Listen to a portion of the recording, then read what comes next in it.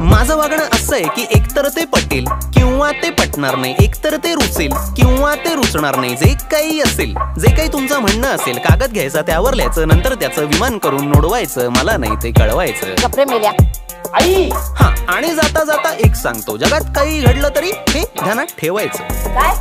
माझ्याशी नीट बोलायचं, माझ्याशी नीट बोलायचं. फोनवरून, व्हिडिओवरून किंवा प्रत्यक्षात, जवळून किंवा लांबून, स्वर्गातून किंवा नरकातून नीटच बोल.